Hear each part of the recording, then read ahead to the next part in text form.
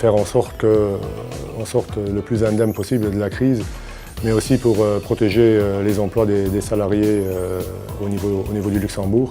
Alors on a travaillé sur plusieurs axes, un axe coût, productivité, un axe service, un axe que j'appellerais people, là-dedans on comprend toute la partie sécurité, et puis finalement un axe qualité.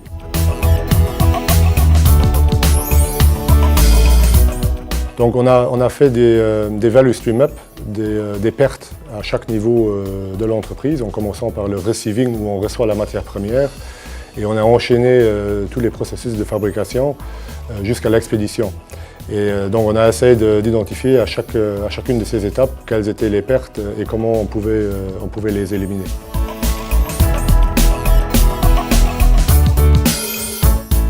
On a éliminé pratiquement 40% des pertes.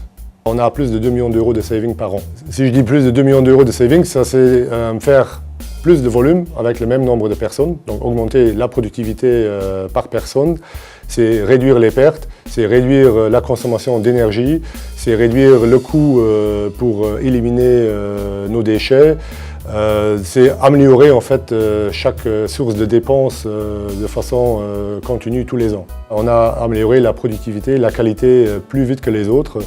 Et donc on a pu creuser l'avantage qu'on avait par rapport aux autres sites. Et aussi par rapport à nos concurrents, on a autour de 40% de part de marché. Mais cette part de marché, on la croît tous les ans. Okay, donc on a creusé encore le gap. Aujourd'hui, on a atteint un niveau de qualité qui nous permet de nous positionner sur le marché japonais, ce qui pour moi est un bon indicateur des améliorations qu'on a pu faire. Le deuxième indicateur, c'est le taux de croissance par rapport au produit intérieur brut. On veut croître plus vite que le produit intérieur brut et c'est le cas. Donc on a deux indicateurs qui nous confirment qu'on a la bonne approche.